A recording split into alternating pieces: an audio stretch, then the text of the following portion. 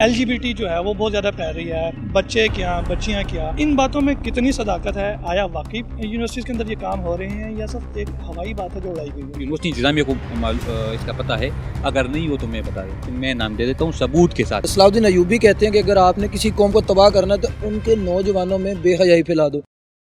السلام علیکم ناظرین، میں ہوں آپ کا میزبان مجیب الرحمان۔ ناظرین، جیسے جیسے زمانہ ترقی کرتا جا رہا ہے ایسے ایسے ہی غیر انسانی اور غیر فطری حرکات بھی بڑھتے جا رہے ہیں۔ آج کل ہمارے معاشرے میں نہ صرف ہم جنس پرستی بڑھ رہی ہے بلکہ اسے باقاعدہ طور پر پروموٹ بھی کیا جا رہا ہے۔ آخر کیا وجہ ہے؟ کون سے عناصر ہیں جو اس کو بڑھا رہے ہیں اور کون سی وجوہات ہے جس کی وجہ سے ہمارے طالب علم، ہمارے بچے، ہماری بچیاں اس غیر فطری عمل کی طرف راغب ہو رہی ہے؟ آج اسی بارے میں بات کریں گے، تو چلیے ہمارے ساتھ۔ جی بالکل، اس ٹائم ہمارے ساتھ جامعہ پنجاب لاء کالج میں جمعیت کے ناظم جناب عامر فدا صاحب موجود ہیں، ان سے اس بارے میں بات کرتے ہیں۔ السلام علیکم عامر صاحب۔ وعلیکم السلام۔ عامر صاحب، یونیورسٹیز کے بارے میں ایک چیز بہت زیادہ آج کل وائرل ہو رہی ہے کہ یہاں پہ غیر اخلاقی حرکات، جیسے میں اگر کہوں تو LGBT جو ہے وہ بہت زیادہ پھیل رہی ہے، بچے کیا بچیاں کیا، ان باتوں میں کتنی صداقت ہے؟ آیا واقعی یونیورسٹیز کے اندر یہ کام ہو رہے ہیں یا صرف ایک ہوائی بات ہے جو اڑائی گئی ہے؟ بسم اللہ الرحمن الرحیم۔ سب سے پہلی بات تو یہ ہے کہ جہاں پہ مطلب زیادہ لوگ رہتے ہو، جہاں پہ لوگ کی تعداد زیادہ ہو تو وہاں پہ اچھی چیزیں بھی ہوتی ہے، بری چیزیں بھی ہوتی ہے۔ اس کے بعد ہمیں ایک چیز کو دیکھنی چاہیے ہمارے ماحول کی، کہ ہمارا اٹھنا بیٹھنا کس کس کے ساتھ ہے۔ مطلب ہم اپنے ماحول کو دیکھیں کہ ہم کس کے ساتھ اٹھتے ہیں۔ اچھے لوگوں کے ساتھ ہم اٹھیں گے تو ہم اچھے کام کریں گے، اچھی طریقے سے وہ کریں گے۔ برے لوگوں کے ساتھ اٹھیں گے تو ہم برے ہوں گے، ٹھیک ہے۔ دوسری جہاں تک چیز ہے جو تعلیمی اداروں کی اپنے بات کی، سب سے مین چیز، سب سے مین رول اس میں جس کا ہے وہ یونیورسٹی انتظامیہ ہے، ٹھیک ہے۔ یونیورسٹی انتظامیہ کو پتہ ہے کہ کون، مطلب پتہ ہوتا ہے، ہر چیز کا پتہ ہوتا ہے، ہر ایک چیز پہ یونیورسٹی انتظامیہ کی نظر ہوتی ہے۔ یونیورسٹی انتظامیہ کو پھر چاہیے کہ بھائی اگر ایک بندہ غلط ہے تو اس کو اس غلط کام سے روکا جائے یا کوئی اس طرح کی چیز روکا جائے، پھر اگر پھر بھی کوئی ہو تو اس کو عام لوگوں سے الگ کیا جائے یا کوئی اس طرح کا سین بنایا جائے، ٹھیک ہے۔ تیسری جو مین چیز ہے اس میں وہ یہ ہے کہ جب ہم ہمارے جو بھائی ہوتے ہیں، جو ہمارے دوست ہوتے ہیں، جو گھروں سے آ جاتے ہیں، یہاں پہ کوئی لسانیت پرست اور اس طرح کی چیزوں میں چلے جاتے ہیں، گروپس میں چلے جاتے ہیں، ان لوگوں کا ایک نظریہ ہے صرف مین شراب اور یہ چیزیں، یہ زنا اور ڈرگز اور یہ گانا بجانا، یہ چیزیں ہوتی ہے۔ تو سب سے پہلے تو یہ لوگ آ کے ان کے ساتھ وہ کنسلٹ وغیرہ میں وہ ان میں بیٹھ کے بھائی تو وہ انجوائمنٹ کے لیے کوئی کہہ لیتے ہیں، اس کے ساتھ جوڑ لیتے ہیں، دوستی بنا لیتے ہیں، یاری بنا لیتے ہیں، ٹھیک ہے۔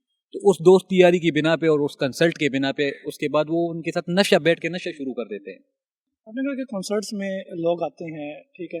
میں ایک چیز بتاؤں کہ اگر ہم اپوزٹ جینڈر کی بات کریں، یہاں تک تو بات سمجھ آتی ہے، لیکن سیم جینڈر میں اس طرح کی غیر اخلاقی حرکات آخر کیسے یہ یہاں پہ پروان چڑھائی جائے؟ کون لوگ ہیں جو اس کو پروان چڑھا رہے ہیں؟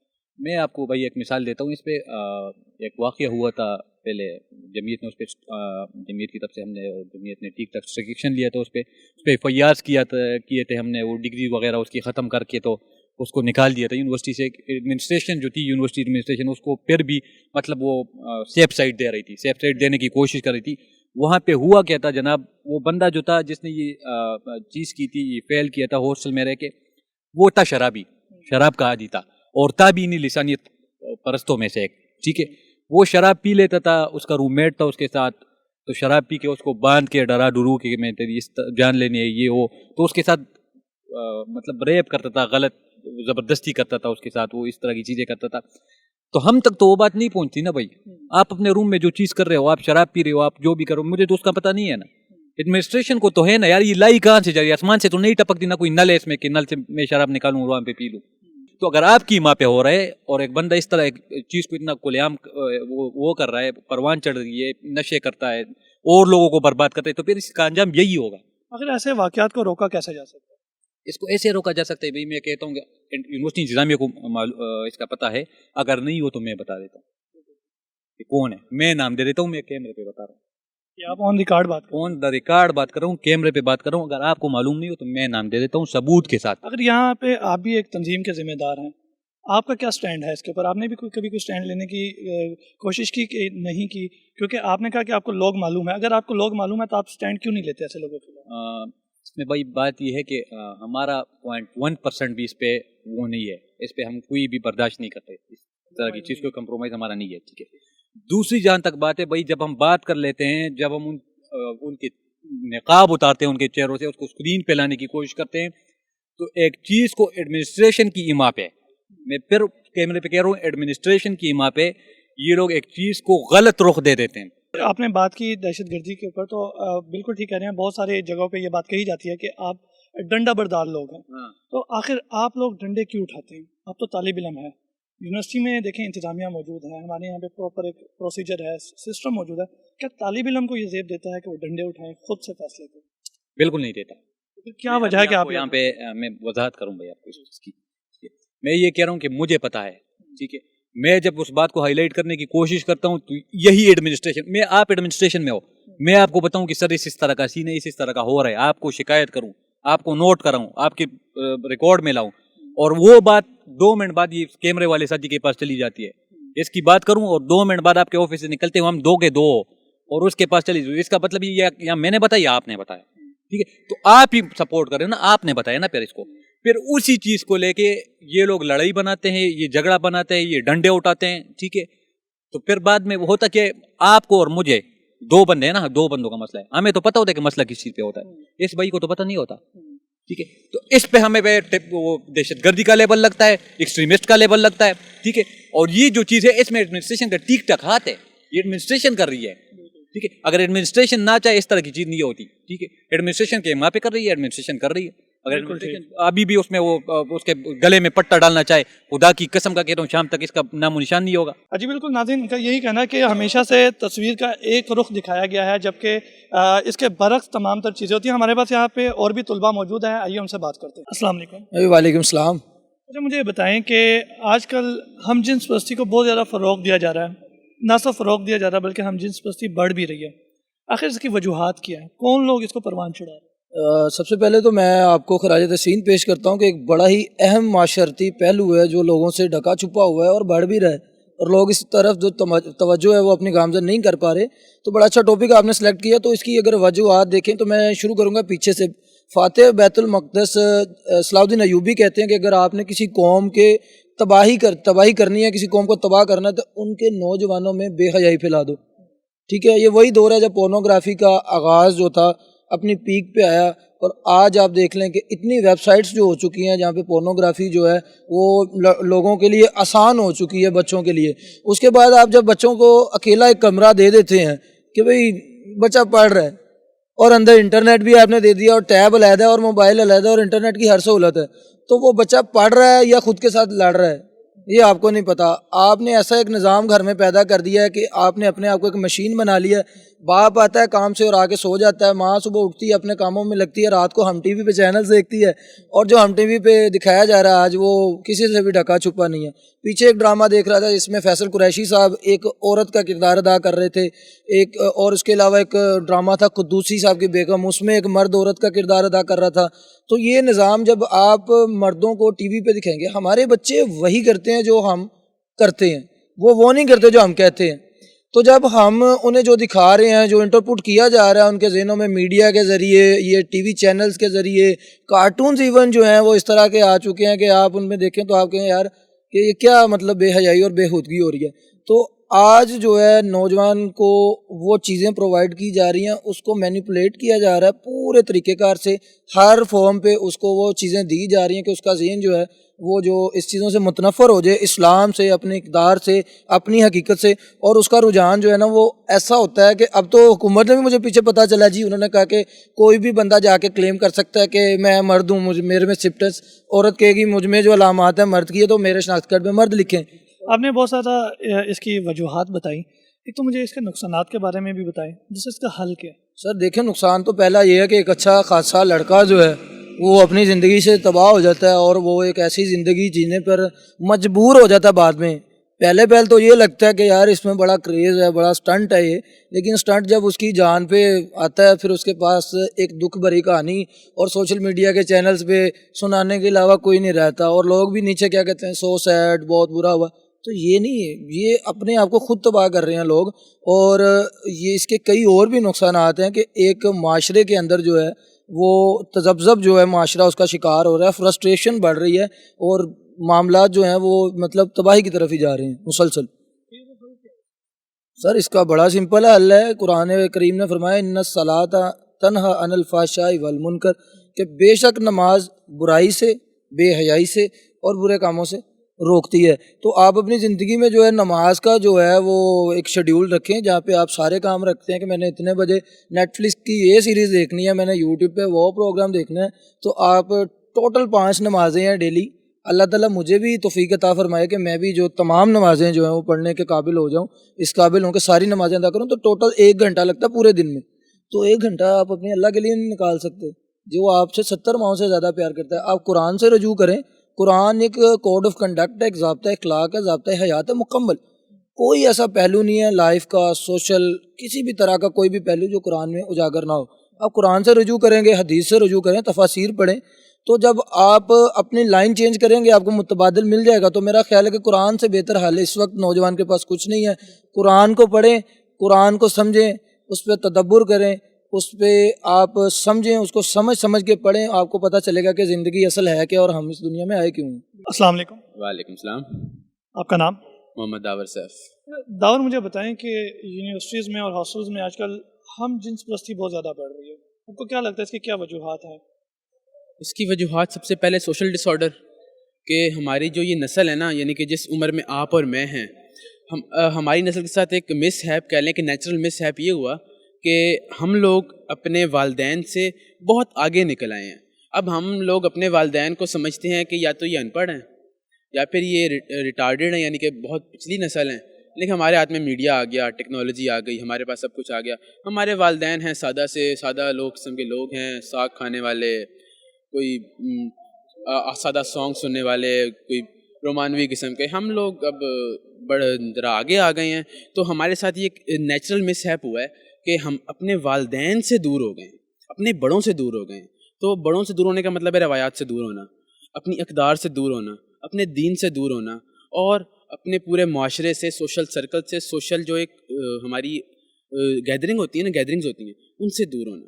اب ان سے دور ہو گئے نا جب، تو پھر جو بھی کسی قسم کا نظریہ ہمارے اوپر آتا ہے، کہہ لیں کہ حملہ آور ہوتا ہے نا نظریاتی طور پہ، ہم اس کو اپریہینڈ کرنے کی قابلیت رکھتے نہیں. ہم سمجھتے ہیں کہ اگر لبرٹیز کے نام پہ کوئی نظریہ ہمارے اوپر آ رہا ہے نا تو ایبزارب کر لیتے ہیں. ہمارے والدین جو یہ صلاحیت رکھتے ہیں یا رکھتے تھے، ہم نے ان کو اگنور کر دیا. ہم سمجھتے ہیں کہ یار ہم ان سے بڑے ہو گئے ہیں.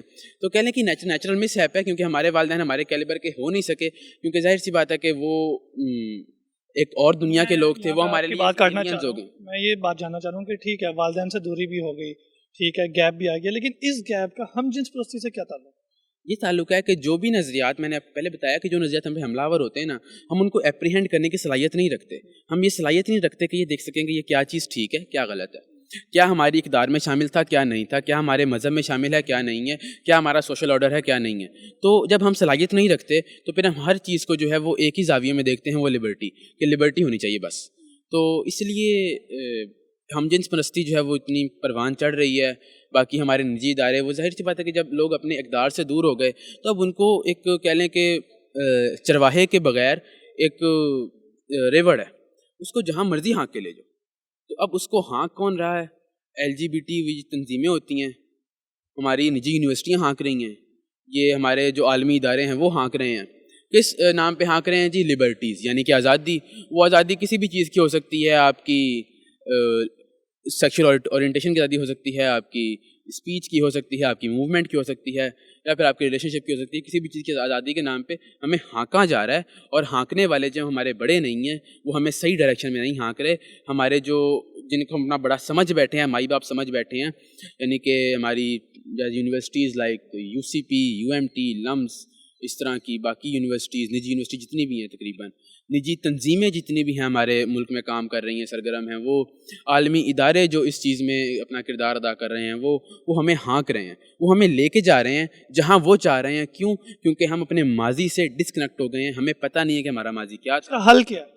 اس کا حل جو ہے وہ یہی ہے کہ چونکہ میں نے آپ کو پہلے بتایا کہ ہمیں گائیڈ کرنے والا کوئی نہیں ہے، تو اب اس کا حل یہ ہے کہ ہم میں سے گائیڈرز نکلیں، ہم میں سے ایسے لوگ جو ان باتوں کو سمجھتے ہوں، ان کو اپریہینڈ کرتے ہوں، یعنی کہ ان کے ذہن میں یہ بات آتی ہو کہ یار یہ غلط ہے تو کیوں غلط ہے، ان کو آگے آنا چاہیے اور اس کو اپنے اس پیغام کو لوگوں تک پہنچانا چاہیے، یعنی کہ ایک امامت کا جو امام کا کردار ہے وہ ان کو ادا کرنا چاہیے، ان لوگوں کو جو اس بات کو سمجھتے ہیں، جو اس بے راہ روی جو ہماری نسل میں ہے اس کو ٹیکل کرنے کی صلاحیت رکھتے ہیں، ان کو آنا چاہیے۔ اور وہ جو ماں باپ کا کردار تھا نا، ہمارے بڑوں کا کردار جو ہمارے بڑے پیچھے رہ گئے، وہ کردار ہمارے ان لوگوں کو ادا کرنا چاہیے جو لوگ اس چیز کو غلط سمجھتے ہیں، ایک لاجیکلی سمجھتے ہیں، ریشنلی اس کو کاؤنٹر کر سکتے ہیں، ایک ڈیبیٹ اس پہ کر سکتے ہیں، ان کو ڈیبیٹ کرنی چاہیے اور لاجیکل بیس پہ کرنی چاہیے، ریشنل بیس پہ کرنی چاہیے، نہ کہ فتوے دینے چاہیے کہ جی یہ بھی کافر، وہ بھی کافر، فلاں کافر، فلاں کافر۔ اس طرح سے پھر ہماری نسل جو ہے ہمارے بڑوں سے اور متنفر ہو رہی ہے۔ اس کا حل یہی ہے کہ جو ہمارے بڑے ہیں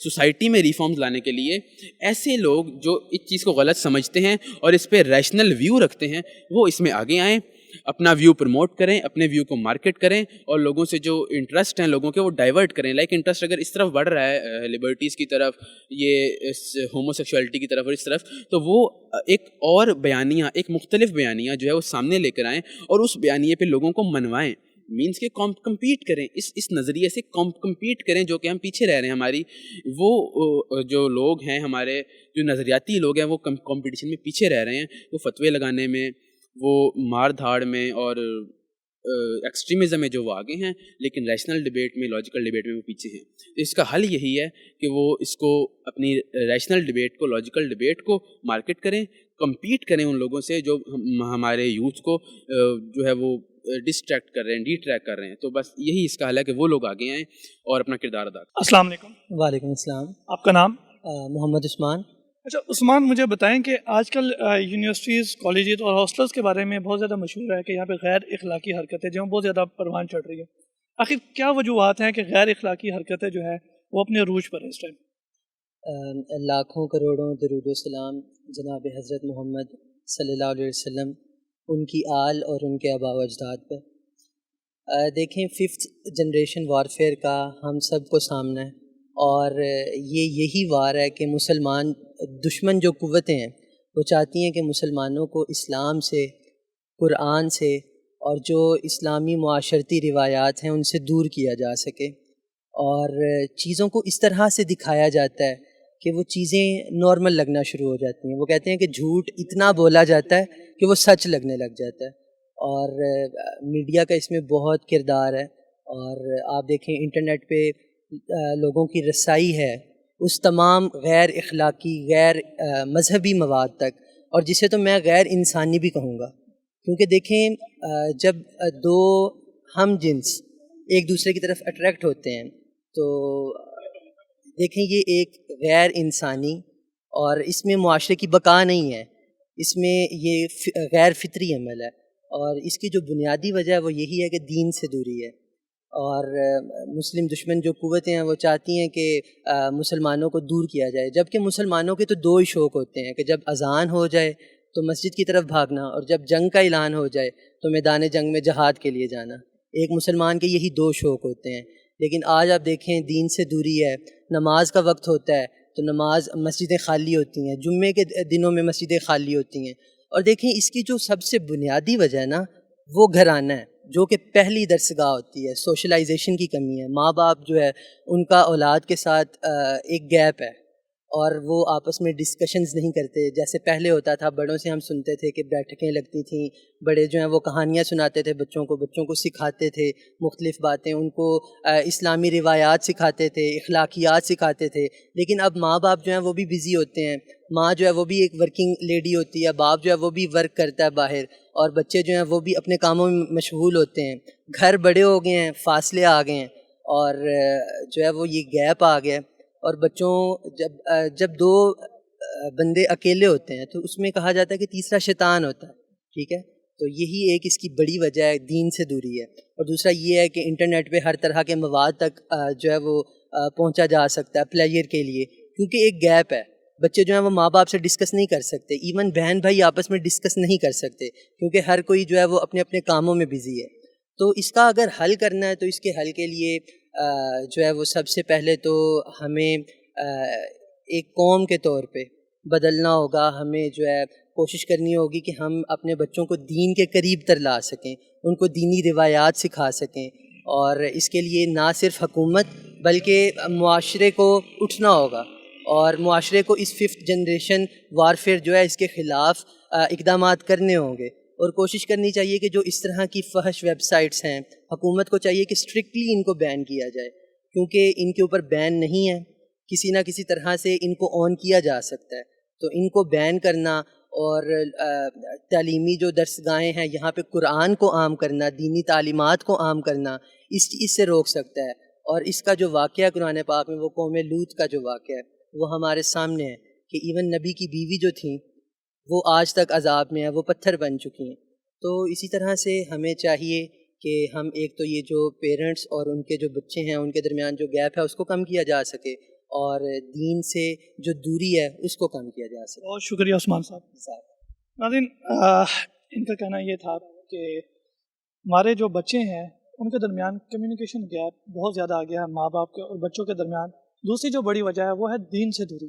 جب تک انسان دین سے دور رہے گا، ماں باپ اپنے بچوں کے ساتھ ڈسکشنز نہیں کریں گے، ان کی ضروریات کے اوپر بات نہیں کی جائے گی، ان کی ضروریات پوری نہیں کی جائے گی، تب ایسے واقعات جنم لیتے ہیں۔ اسی کے ساتھ اپنے میزبان مجیب الرحمان اور ہماری پوری ٹیم کو اجازت دیجیے۔ اللہ نے